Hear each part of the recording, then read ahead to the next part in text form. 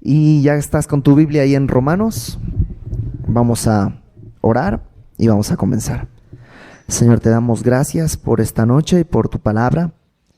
Ayúdanos, Señor, a entender tu verdad, a recibir con gozo y, Señor, la palabra que tú has puesto delante de nosotros. Haz tu obra en nuestras vidas, te lo rogamos, Señor, en el nombre de Jesús. Amén. Ok, te voy a confesar algo.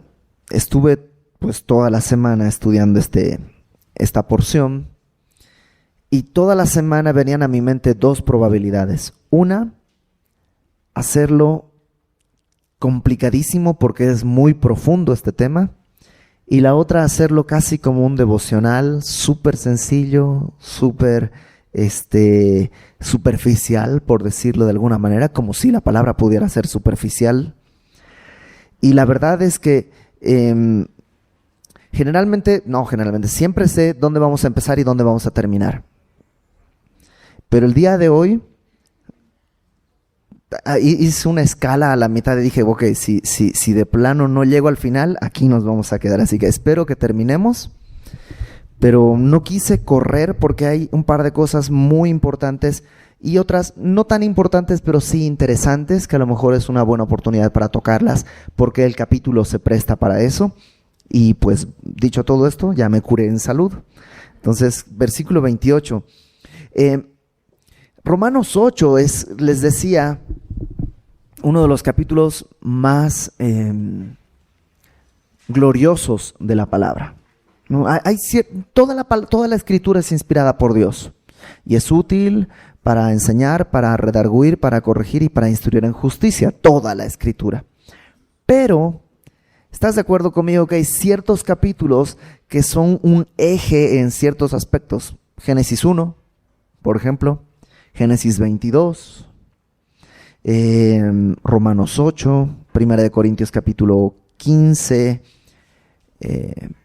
1 Corintios capítulo 13, Efesios capítulo 1, 2, 3, 4, 5 y 6. Pero este es uno de esos capítulos. Romanos 8 es uno de esos capítulos especiales que además trae mucha luz y mucha esperanza a nuestra vida. Fíjate, comenzó diciéndonos: ninguna condenación hay para los que están en Cristo Jesús. Y vamos a terminar entendiendo que no solo ninguna condenación hay, sino que no hay posibilidad de separación para los que estamos en Cristo Jesús, lo cual es un consuelo también a nuestras vidas. La semana pasada vimos que hay aflicciones en este tiempo. Y ante estas aflicciones vimos 3 gemidos, ¿te acuerdas? Un primer gemido que viene, que se escucha alrededor de nosotros, la naturaleza gimiendo por ser restaurada. Un segundo gemido dentro de nosotros mismos gimiendo por esta adopción, por este nuevo cuerpo que sabemos que vamos a tener. Y un tercer gemido a favor de nosotros, que es el Espíritu Santo gimiendo por nosotros, intercediendo por nosotros. Y en el capítulo 28 vamos a ahora profundizar en este asunto de las aflicciones por las cuales gemimos. Y dice el versículo 28, sabemos que a los que aman a Dios todas las cosas les ayudan a bien. Esto es, a los que conforme a su propósito son llamados. Y este puede ser, después de Juan 3:16, que es el versículo que todos se saben para compartir el Evangelio. Probablemente es el segundo versículo más memorizado de la Biblia porque provee esperanza, ¿no? Siempre que vemos que alguien está con problemas, les recordamos: acuérdate que la palabra de Dios dice, sabemos que a los que aman a Dios todas las cosas les ayudan a bien.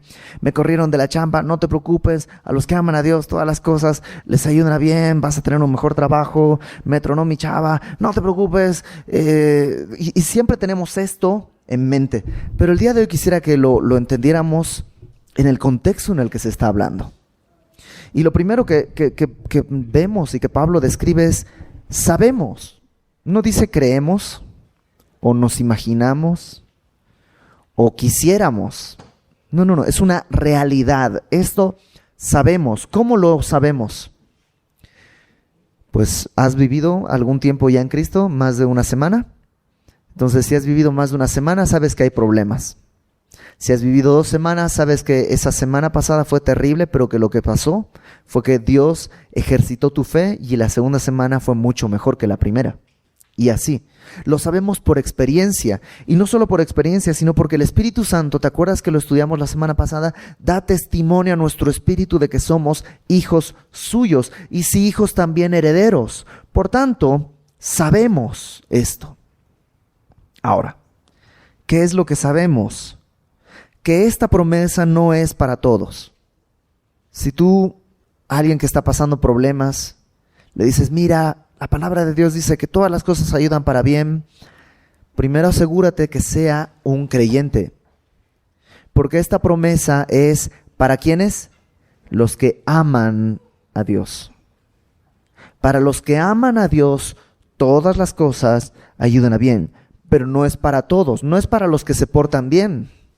No es para los que van a la iglesia, no es para los que vienen a Semilla, para los que... No, es para los que aman a Dios. Y esto no es algo así como místico o sentimental. A ver, ¿quién cuando ora dice Diosito? Quiere decir que tú amas a Dios. No está hablando de eso. Jesucristo definió muy bien cómo saber quién ama a Dios. Jesucristo en Juan 15 dijo, si me amáis, guardad mis mandamientos. Entonces, esta es una promesa para aquellos que aman a Dios, aquellos que viven en sus mandamientos. Y tú dirás, pero ya habíamos quedado que eso es imposible, que la ley no se puede cumplir. Sí, no se puede cumplir, también lo vimos en nuestras fuerzas. Pero cuando el amor de Dios ha sido derramado en nuestros corazones, ¿te acuerdas? Cuando el Espíritu Santo está dentro de nosotros, ¿qué es lo que sucede? El Espíritu Santo desde adentro produce en nosotros el querer obedecerle y caminar en su verdad. Lo estudiamos hace un par de semanas. Pablo dice, citando a Jeremías, no será leyes de piedra, sino que mi ley la escribiré en su corazón y en su mente. Y esto va a funcionar de adentro hacia afuera. Entonces no se trata de que para poder tener esta promesa tienes que guardar sus mandamientos. Se trata de que si has conocido al Señor, porque Jesucristo nos amó primero. Juan dice que nosotros le amamos, ¿por qué? Porque Él nos amó primero. Él partió. Entonces nosotros, cuando nos topamos con el amor de Dios, hay una respuesta natural. Bueno, hay dos. Una, amarle, y la otra, despreciarle. Y eso va a dar un fruto. ¿Guarda sus mandamientos o no? Y si guarda sus mandamientos, hay una promesa increíble. ¿Cuál? Todas las cosas les ayudan a bien. Ahora, leámoslo bien. Dice que a los que aman a Dios todas las cosas les salen bien. No, les ayudan a bien. No que les salen bien. ¿Hay cristianos que hacen malos negocios? Sí. ¿Que toman malas decisiones? Sí. ¿Que eligen mal alguna cosa que tengan que elegir? Sí. ¿Y pagan consecuencias por eso? Sí. No es una promesa que dice, pues te corrieron del trabajo, Dios tiene un trabajo mejor para ti. A veces no. ¿Por qué? Porque esto de todas las cosas les ayudan a bien, el bien no es un bien carnal. Ya lo vimos. En este mundo estamos muertos. De este mundo nada vale. Entonces, las cosas que ayudan es a un bien supremo, a un bien espiritual. A lo mejor en ese trabajo estabas ganando mucho, y porque ganabas mucho, tu corazón se estaba inclinando hacia el dinero y hacia lo material. Y Dios permite que te corran del trabajo o que pierdas el trabajo y nunca más en tu vida probablemente vas a volver a ganar igual. Pero ¿qué es lo que dice la palabra? Eso ayuda a bien. Enfermedades pueden ser nuestra gran salvación. Y tú dices, ¿cómo una enfermedad puede ser una gran salvación? Sí. No sé tú, no fue mi caso. pero conozco muchas personas que fue a partir de una enfermedad que conocieron al Señor. Y conozco muchos otros que fue a partir de una enfermedad que verdaderamente se entregaron al Señor. En algunos casos, la enfermedad sanó, en otros no. Por eso cuando oramos por alguien que está enfermo, oramos y sí, le pedimos, Señor, tú puedes sanarle. Si quieres, lo puedes hacer. Y te rogamos que lo hagas, pero nos sujetamos a tu voluntad, porque lo que tú quieres es bueno. He orado por muchas personas y como les dije antes, algunos se han sanado, otros han muerto, otros no ha pasado nada. Dios ha hecho su voluntad, pero a los que aman a Dios, todas estas cosas ayudan a bien. Y eso me lleva a lo que sigue, porque dice, esto es a los que conforme a su propósito son llamados. Hay un propósito, y no es mi propósito. Mi propósito carnal podría ser, pues, ¿cuál es el propósito de todo el mundo? Tener una buena chamba, tener una buena casa, tener una buena esposa o un buen esposo, tener una buena familia, tener un buen coche. Y ya, ese es mi propósito. Para llegar a eso tú puedes tomar distintos caminos. El camino de la honestidad y estudiar y trabajar, o asaltar y llegas igual. Buscar una esposa, esperar pacientemente y que Dios obre, o ir probando una y luego otra y luego otra y luego otra y luego otra y luego otra. Pero es decir, el propósito es el mismo. Cambia el camino, pero el propósito es el mismo. Y lo que está diciendo acá es que hay un propósito mayor que no es el mío, es el propósito de Dios para a los que conforme a su propósito son llamados. ¿Y cuál será su propósito? En Isaías Dios dice claramente, para gloria mía los he creado. Ese es su propósito. Y lo va a desarrollar Pablo acá más adelante. Acompáñame al versículo 29. Y aquí es donde entramos al terreno más enredado. Porque a los que antes conoció, también los predestinó para que fuesen hechos conformes a la imagen de su Hijo. Aquí está un primer propósito. Ser hechos conforme a la imagen de su Hijo. Para que Él, el Hijo, sea el primogénito entre muchos hermanos. Y a los que predestinó, a estos también llamó, y a los que llamó, a estos también justificó, y a los que justificó, a estos también glorificó. Entonces aquí hay un caminito que Pablo describe. Primero dice, conoció, es la primera etapa. A los que antes conoció, segundo paso, los predestinó. Con un propósito, ser hechos conformes a la imagen de su Hijo. Tercer paso, después de haber sido predestinados, dice, a estos también llamó. Entonces, conoció, predestinó, llamó. Y último paso, a los que llamó, a estos también, no es el último, justificó, que ya vimos que es justificar. Y luego, a los que justificó también, glorificó. Primera cosa interesante, todo está en pasado.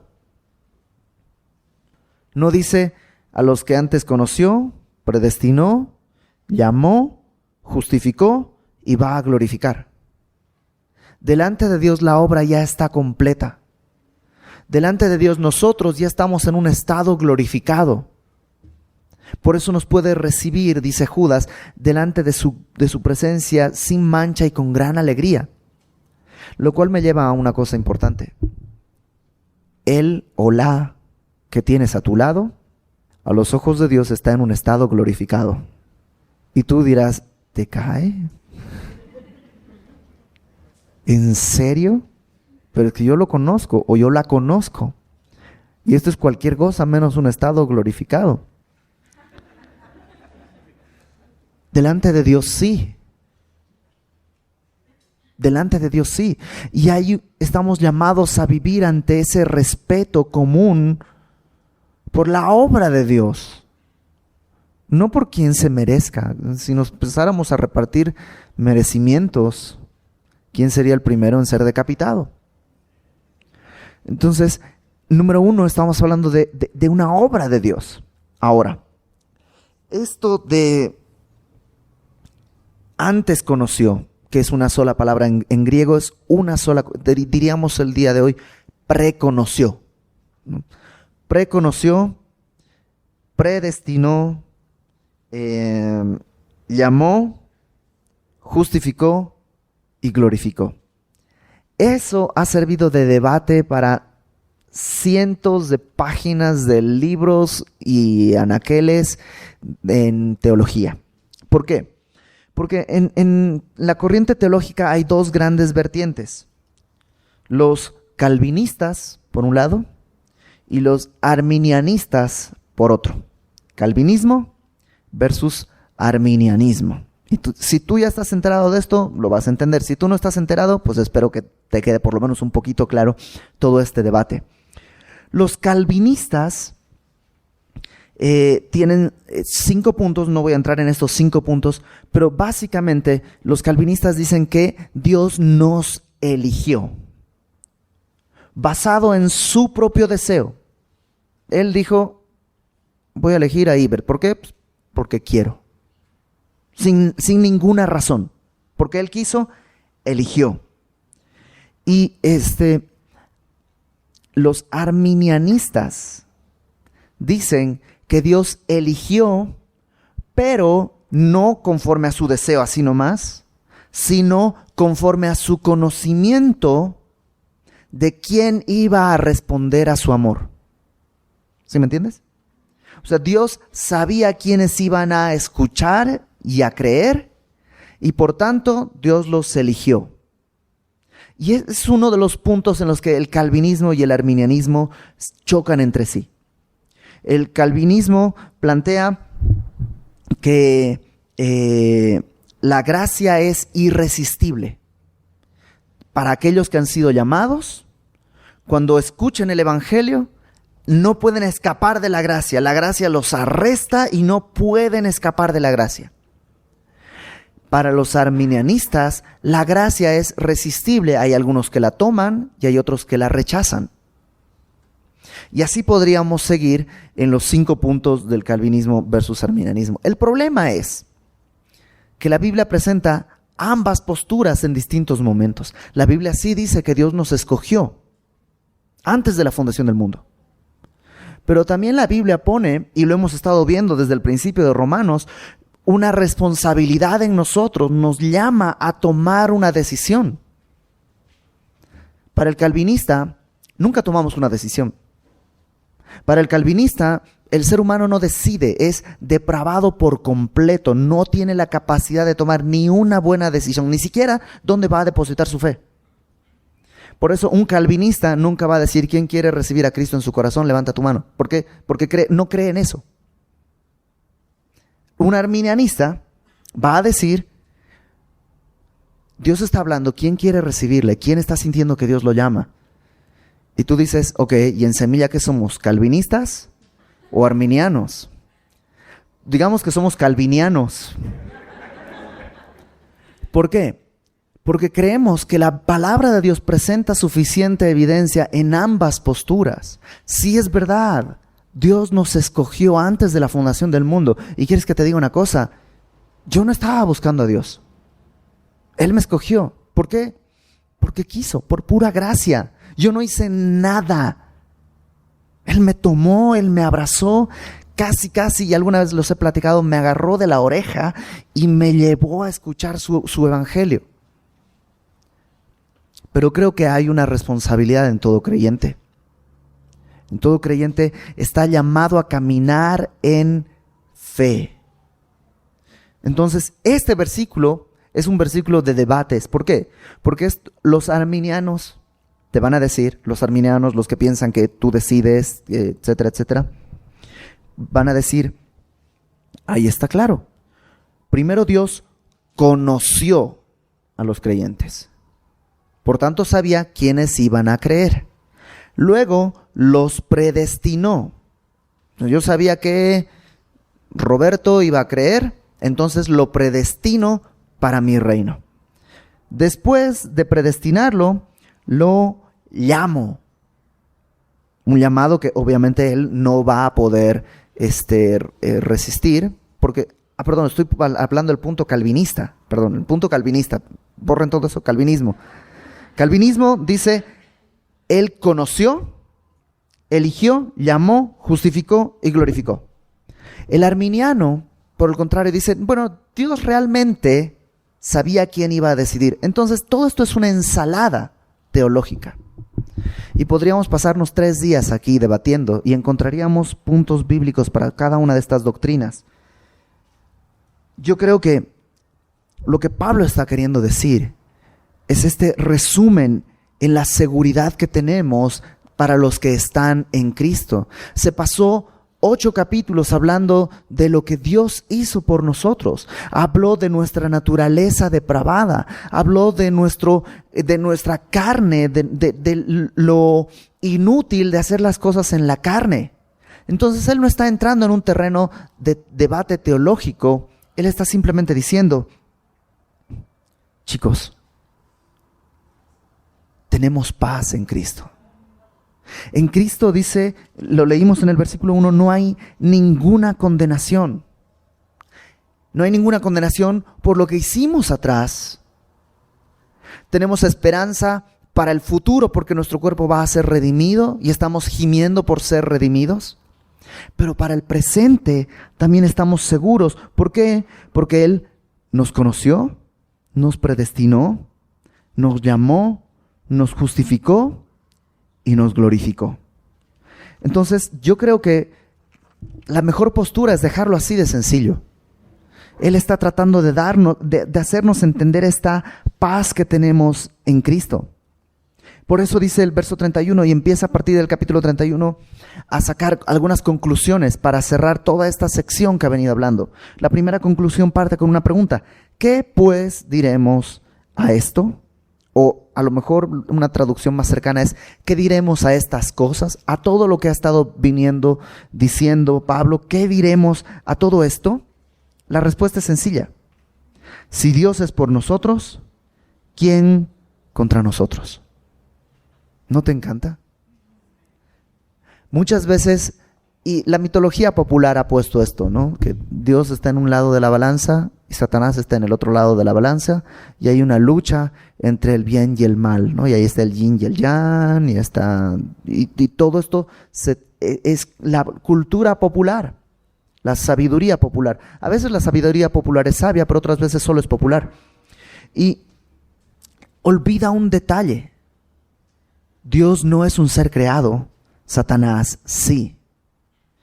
Y le está diciendo claramente el Señor, si Él está de tu lado, ¿quién contra ti? Como decía alguien por ahí, tú con Dios ya eres mayoría. Y esa es la verdad. Entonces primera conclusión y nuestro primer punto de descanso es, ¿qué diremos a todo esto? Si Él está de nuestro lado, no hay nada más que agregar. Verso 32, a lo mejor alguien dirá, pero ¿cómo estoy seguro de que, esto pasó hace 2000 años? ¿Cómo estoy seguro de que ahora todavía el Señor me quiere? ¿Cómo estoy seguro de que ahora el Señor todavía va a sostener mi vida? ¿Cómo puedo estar seguro? Y Pablo dice, el que no escatimó ni a su propio Hijo, sino que lo entregó por todos nosotros, ¿cómo no nos dará también con Él todas las cosas? ¿Cómo estoy seguro? Pues no negó nada, entregó lo más valioso. ¿Cómo no nos va a dar el día de hoy todas las cosas que necesitamos? Tercera conclusión a la que Pablo llega. ¿Quién acusará a los escogidos de Dios? A lo mejor alguien dice, híjole, pero es que Iber, no sabes cómo he vivido, incluso después de cristiano. Y Pablo dice, puede ser que hayas vivido, incluso después de cristiano, que hayas vivido mal. Pero ¿quién te va a acusar? ¿Quién puede acusarte? Porque ¿qué es lo que dice? Dios es el que justifica. ¿Y te acuerdas? Justificar no es solo perdonar. Justificar no es que de pronto toda tu cuenta está en ceros. Justificar es que es limpiada tu deuda, pero además se te atribuye toda la riqueza de justicia de Cristo. No es borrón y cuenta nueva. es borrón ni vida nueva. Dios te otorga una justicia que era suya a cambio de entregar todos tus trapos de inmundicia en la cruz del Calvario. Entonces, ¿quién nos acusará? Nadie, si Él nos ha justificado. Cuarta conclusión, versículo 34. ¿Quién es el que condenará? Y alguien podría decir, híjole, pero ¿y si de todos modos Dios está enojado? ¿Y si de todos modos, por cómo he vivido, Dios está sacado de onda? Acompáñame antes de leer lo que dice ahí, Juan capítulo 5, versículo 22. Juan 5, 22 dice, porque el Padre a nadie juzga, sino que todo el juicio dio al Hijo, para que todos honren al Hijo como honran al Padre. El que no honra al Hijo, no honra al Padre que le envió. ¿Qué es lo que está diciendo? Que el Padre no va a ejercer el juicio. ¿Quién lo va a ejercer? El Hijo. Jesucristo es el que va a ejercer el juicio. Ahora brinca conmigo por favor a Primera de Juan. La primera carta del apóstol Juan, capítulo 2. Primera de Juan, capítulo 2, versículo 1 dice, hijitos míos, estas cosas os escribo para que no pequéis. Y si alguno hubiere pecado, abogado tenemos para con el Padre a Jesucristo el justo. Entonces, ¿quién hace el juicio? Jesucristo. ¿Y quién es tu abogado? Jesucristo. ¿Hay alguna forma de perder ese juicio? No, es imposible para el que está en Cristo. Entonces, Romanos capítulo 8 está diciendo, ¿quién nos condenará? Tendría que ser Jesucristo. Pero no, Él no nos condena. ¿Qué dice después? Cristo es el que murió, más aún el que también resucitó, el que además está a la diestra de Dios, el que también intercede por nosotros. Es decir, Jesucristo es el que debería juzgar, pero Él es también nuestro abogado. Pero como es un juez justo, no solo es el juez, mi abogado, sino que además tomó mi lugar como el convicto. ¿Sí entiendes? O sea, Él ejecuta el juicio porque es justo. Y un juicio tiene que hacerse y tiene que haber una sentencia. Él es el que toma la sentencia sobre sí mismo. Luego Él es el que me representa ante sí mismo.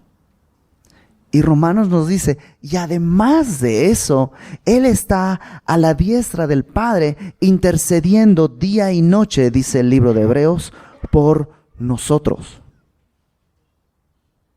¿Te da paz? ¿Te da seguridad? Y no es todo. Fíjate, versículo 35, porque hasta aquí dirías, ok, Dios está de mi lado,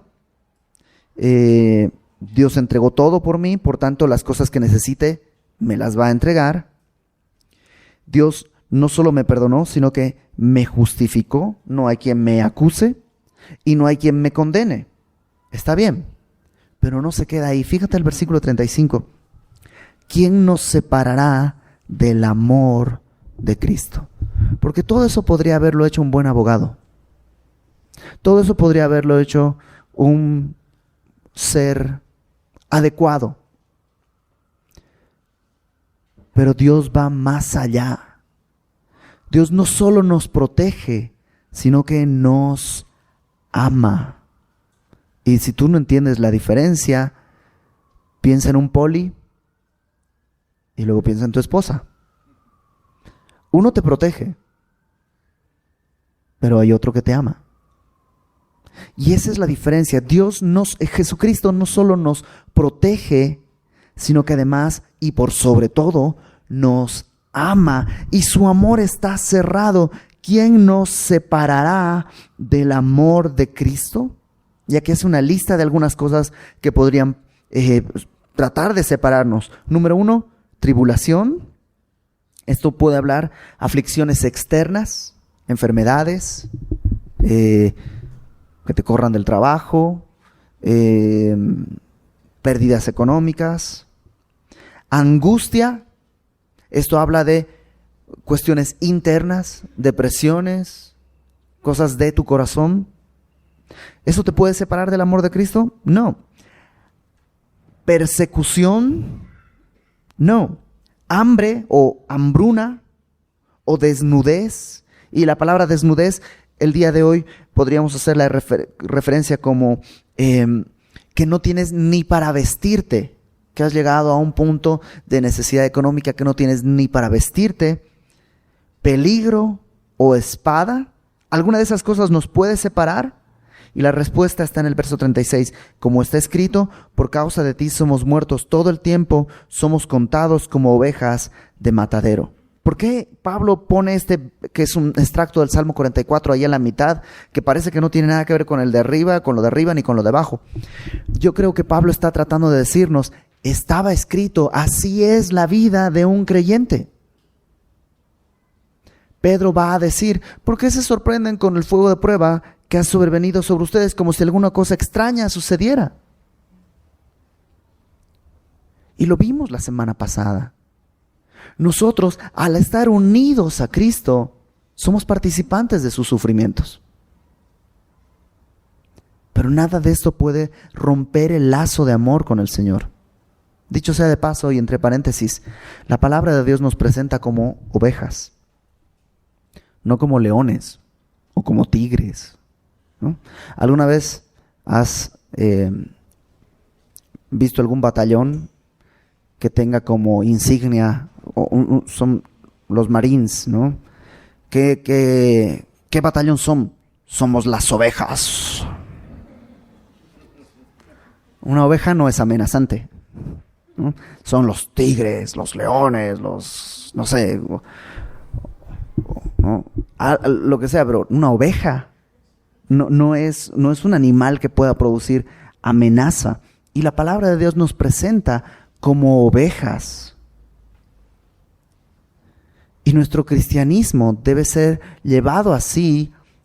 No estoy diciendo con cobardía, porque sí, estamos llamados a ser valientes y arrojados en nuestro cristianismo, pero sí en nuestro trato con los demás. Nuestro trato con los demás no debe ser amenazador. Cuando alguien te tiene miedo, algo no está bien. Excepto alumnos del Instituto Bíblico, porque ese es otro asunto. Estoy hablando en la relación cotidiana. Cuando alguien de pronto tiene temor de ti, hay algo que no está bien. Tu cristianismo no está siendo presentado como oveja, sino como alguna otra cosa. Y entonces somos llevados como ovejas al matadero. El Salmo 100 dice, nosotros somos ovejas de tu prado, ¿te acuerdas? Pueblo suyo somos, ovejas de su prado. E inmediatamente después de eso dice, entrad por sus puertas con acción de gracias. ¿A qué entraba una oveja al templo? A ser sacrificada. A nada más. No entraba a sentarse, a gozar, ya llegué.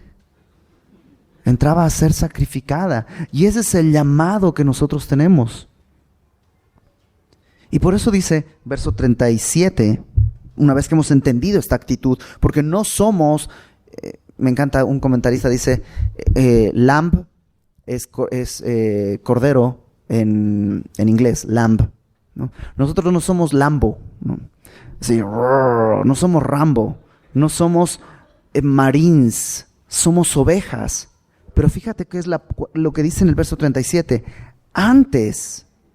En todas estas cosas, ¿en qué cosas? Tribulación, angustia, persecución, hambre, desnudez, peligro o espada. En todas estas cosas somos más que vencedores. Y este versículo se lo ha tomado tan fuera de contexto, ¿no? Casi, es el último, la última canasta en el último minuto. ¿Puedes? Sí, todo lo puedo en Cristo que me fortalece y somos más que vencedores. ¡Sas! No es para contextos deportivos, no es para contextos, tú puedes, dale.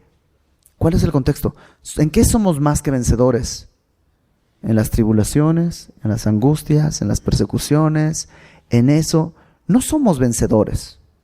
Un vencedor es aquel que derrota a su adversario. Alguien que es más que vencedor es a quien toma a su adversario a favor de sí. ¿Y qué es lo que hemos estado viendo? Que a los que aman a Dios, todas las cosas les ayudan a bien. Un punto más.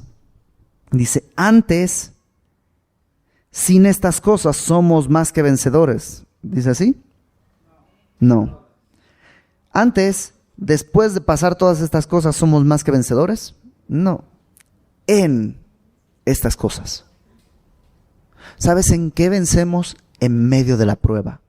A veces Dios decide librarte de la prueba, pero otras veces Dios decide librarte en la prueba.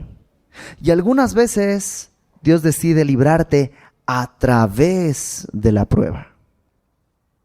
Y tú lo hemos vivido también, estas tres cosas. Algunas veces Dios de pronto, una vez yo íbamos en el coche con mi esposa y con mi hija. Mi esposa se sentía un poco mal, veníamos del hospital y llegando a una calle, Pensilvania me parece, no sé. Normalmente seguiríamos derecho, pero en el instante antes de cruzar la calle, mi esposa me dice, vamos al súper. Entonces me iba a ir a la derecha en vez de irme derecho. Puse el guiñador, estaba a punto de dar un giro al volante y estalló un departamento ahí en nuestras narices. El edificio en la primera esquina que estaba ahí, estalló así enfrente de nosotros. Y fue la mano de Dios de una manera gloriosa. O sea, nunca había visto una explosión de ese tipo. Luego salió en las noticias y todo, un asunto de gas. Gracias a Dios imagínate, era un departamento nuevo, que el techo lo están rentando por si a alguien le interesa. Y Dios te libra de la prueba. Hubiera sido doloroso estar ahí con mi esposa y con mi hija. A veces Dios hace eso y nos libra de la prueba. Otras veces nos libra en la prueba. Un ejemplo, los amigos de Daniel.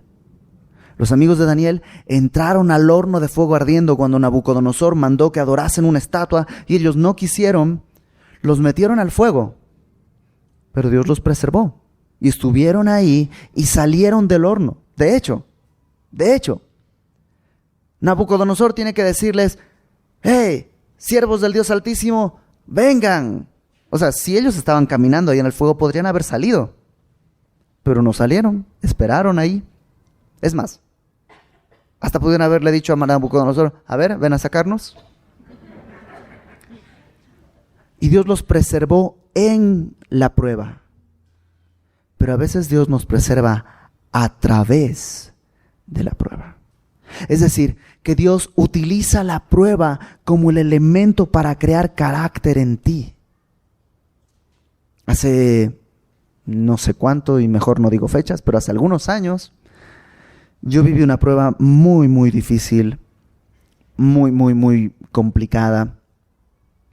Yo vivía absolutamente solo, no tengo familia acá en México, estaba soltero. Y todos los amigos de la época pintaron su raya y se fueron. Y me quedé ahí solito. Fue un tiempo bien feo, tuve una depresión terrible. Pero ¿qué crees? Dios guardó mi corazón y en ese tiempo es en el que Dios ancló mi vida a la palabra. Y si no hubiera sido por esa prueba, el día de hoy, ¿quién sabe qué estaría haciendo? ¿Quién sabe dónde estaría? Estaría a lo mejor viviendo en mis vanidades. Entonces Dios te puede preservar de la prueba, en la prueba y a través de la prueba. Y en todas estas cosas somos más que vencedores. ¿Cómo? ¿Por nuestra fuerza? No. Por medio de aquel que nos amó. Por lo cual, y aquí está el último resumen, Me parece, no. Estoy seguro que ni la muerte ni la vida. ¿Para quien tiene miedo de morirse? Dios dice, no te preocupes, la muerte no afecta. Para aquel que tiene miedo de vivir y quiere morirse, le dice, no te preocupes, la vida tampoco es suficiente para destronarte. Ni la muerte, ni la vida, ni ángeles, ni principados, y está hablando probablemente de opresión demoníaca, ni potestades, que está hablando de autoridades en todo el rango, desde las celestiales hasta las humanas, ni lo presente, ni lo porvenir, ni lo que estás viviendo, ni lo que va a venir después, ni lo alto, ni lo profundo, y ahí está estableciendo todo el rango de la creación del universo. No importa si eres astronauta y estás en la luna, o estás aquí, o eres minero y estás bajo la tierra. Ninguno de estos lugares es suficiente. Ninguna otra cosa creada nos podrá separar del amor de Dios que es en Cristo Jesús, Señor nuestro. Tenemos seguridad en su amor. Y de esa manera Pablo cierra toda esta sección que hemos estado viendo del capítulo 1 al capítulo 8. Comenzó hablándonos acerca de la depravación humana, de cómo el religioso es insuficiente, de cómo el moralista es insuficiente, cómo todos estamos destinados, destronados, destituidos de la gloria de Dios por cuanto todos hemos pecado. Pero cómo Dios entregó a su Hijo como propiciación, esto es como el pago del rescate por nuestras vidas. Y luego estudiamos a Abraham, cómo fue por fe, siempre ha sido por fe, no por obras, por gracia, a través de la fe. Y estudiamos a Abraham y luego empezamos a estudiar lo que es la justificación. Cómo Dios no solo, ojalá, si nos hubiera perdonado ya hubiera sido suficiente. Pero no solo eso, nos perdona, nos limpia, nos viste de un manto de justicia. Y luego vimos en el capítulo 8 todos los beneficios de esta justificación. Beneficios pasados. Ninguna condenación hay, no importa lo que has hecho, no hay ninguna condenación para los que están en Cristo Jesús. Tenemos esperanza hacia el futuro. Por eso gemimos porque vamos a ser redimidos. Y tenemos esperanza en el presente, porque no importa lo que vivas y lo que vayas a vivir. A los que aman a Dios, todas las cosas les ayudan a bien. Y termina diciéndonos, nada puede separarnos de su amor. ¿No te gusta? ¿Ahora qué? ¿Calvinistas o arminianos? La neta, si no le has entregado tu vida al Señor, y tú dices, es que a lo mejor a mí no me ha escogido. Si estás aquí, Dios te escogió y te la está ofreciendo. Y si tú estás diciendo, híjole, pero entonces ¿puedo perder mi salvación? Si le has entregado tu vida al Señor, ¿qué es lo que acabamos de leer? Nada nos puede separar del amor de Dios. Nada. Ni principados, ni potestades, ni lo alto, ninguna cosa creada nos puede separar del amor de Dios que es en Cristo Jesús, Señor nuestro. Por tanto, si has estado caminando mal, arrepiéntete y regresa. Arrepiéntete y regresa. ¿Para qué vamos a comprobar si la salvación se pierde o no? ¿Por qué vivir una vida miserable? ¿Por qué no vivir la vida? ¿No te parecería absurdo tener la entrada al cielo y decir, pues voy a ver si es que pierdo la llave? ¿No es de necios? Si has estado caminando en pecado, el día de hoy simplemente arrepiéntete. Deja que los teólogos debatan sobre las cuestiones teológicas. Nosotros no somos teólogos, nosotros somos hijos de Dios, rescatados por su sangre y para su gloria. Vamos a orar. Señor, te damos gracias porque, Padre, tú no nos vas a poner un examen de doctrina para llegar a tu reino. Simplemente vas a ver si nuestros nombres están escritos en tu libro de la vida. Y el día de hoy, Señor, yo te ruego que todos nosotros tengamos la certeza de que tú has escrito nuestros nombres en tu libro. Y no solo la certeza, sino que además esa certeza sea tan fuerte en nosotros que nos lleve a vivir una vida que te agrada en respuesta a tu amor, y podamos vivir con la confianza de que de ese amor nada puede separarnos, y que ese amor es la puerta que permite que todas las cosas ayuden a bien. Ahora, Señor, yo te ruego por aquellas personas que están pasando tiempos difíciles en salud, en la economía, en la familia, en el trabajo, en el vecindario.